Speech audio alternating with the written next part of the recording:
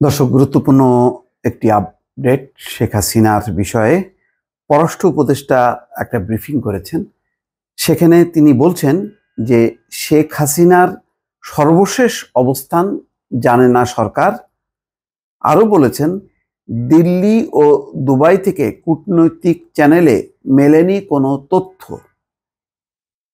তৃতীয় আরেকটি পয়েন্ট যেটি স্ক্রলে আসছে, যে পলাতক সাবেক মন্ত্রী ও সরকারি কর্মকর্তারা ফিরতে চাইলে দেওয়া হবে ট্রাভেল পাস। খুবই সিগনিফিক্যান্ট কথা। কিন্তু যে কথাটি পররাষ্ট্র উপদেষ্টা বলছেন তহিদ হোসেন, যে শেখ হাসিনার সবশেষ অবস্থান জানেন না সরকার, দিল্লি এবং দুবাই থেকে কূটনৈতিক চ্যানেলে কোনো তথ্য মেলেনি।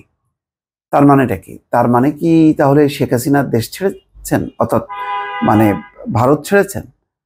ভারত ছেড়ে কি এমন একটা জায়গায় গেছেন যেখানে কোনোভাবেই সেই তথ্য প্রকাশ করা হচ্ছে না তার নিরাপত্তার জন্য, অথবা অবস্থানগত কারণে ভারত কি এমন জায়গায় তাকে লুকিয়ে রেখেছে যে তারা যাতে বলতে পারে যে না, শেখ হাসিনা ভারতে নেই, কোথায় আছে আমাদের কোনো জানা নেই, এমনটা? তো সেই দায়িত্বটা কি অস্বীকার করতে পারবে?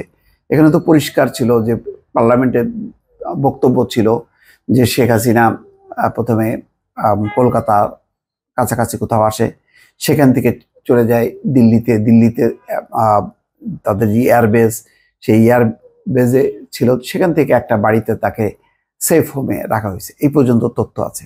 কিন্তু গত দুদিন থেকে একটা গুঞ্জন যে শেখ হাসিনা সংযুক্ত আরব আমিরাতে গেছে।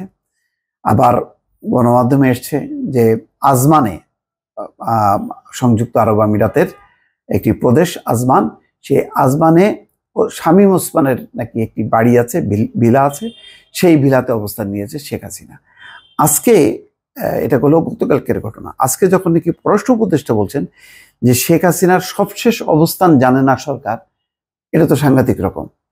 তাহলে কি মানে সরকারের সাথে দিল্লির কোনো সংযোগ নেই, নাকি দিল্লিও বিষয়টি অস্বীকৃতি জানাচ্ছে শেখ হাসিনার অবস্থান সম্পর্কে? তারপরে দিল্লি এবং দুবাই কূটনৈতিক চ্যানেলেও কোনো তথ্য মেলেনি। তাহলে শেখ হাসিনার মতন মানুষ, সাবেক প্রধানমন্ত্রী, তিনি নিখোঁজ হয়ে গেলেন, গায়েব হয়ে গেলেন। বিষয়টা তো তাই দাঁড়াচ্ছে। এর রহস্যটা কি? আবার দেখেন, পাশাপাশি বলা হচ্ছে যে সাবেক মন্ত্রী এবং সরকারি কর্মকর্তারা ফিরতে চাইলে ট্রাভেল পাস দেওয়া হবে। তাহলে শেখ হাসিনা যদি ফিরতে চায়, মন্ত্রীরা, সরকারি কর্মকর্তা, তাহলে ট্রাভেল পাস দেওয়া হবে। এই তথ্যটা দেওয়ার কারণটা কি? এটাও আমার কাছে পরিষ্কার না। তাহলে এমন কোনো পরিস্থিতি তৈরি হয়েছে যে ভারতে যারা আশ্রয় নিয়েছে তাদেরকে ফেরত দেবে, এবং এই কারণে ট্রাভেল পাসের কথা বললেন তহিদ হোসেন। যেহেতু মানে কূটনীতির বিষয়ে অনেক কিছু মানে খোলাসা করে তারা বলেন না, কিছু তারা ইঙ্গিত দেন, সেই ইঙ্গিতটাকে আমাদেরকে ব্যাখ্যা করতে হয়, বুঝতে হয়। তার মানে এপিট আছে, ওপিট আছে, সব দিকটাই সামনে আনতে হয়।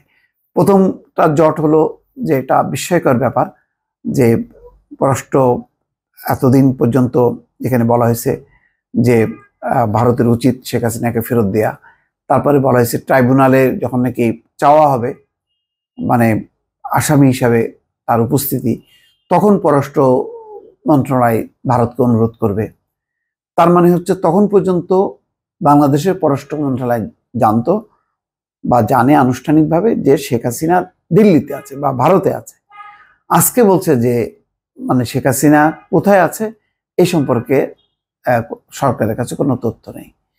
দুইটা জায়গার সন্দেহ, যে একটা দিল্লি বা দুবাই অর্থাৎ আরব আমিরাত, সেখান থেকেও বলা হচ্ছে যে কূটনৈতিক চ্যানেলে আমাদের কাছে কোনো তথ্য নেই। তাহলে কি কোনো তৃতীয় কোনো দেশে গেছে?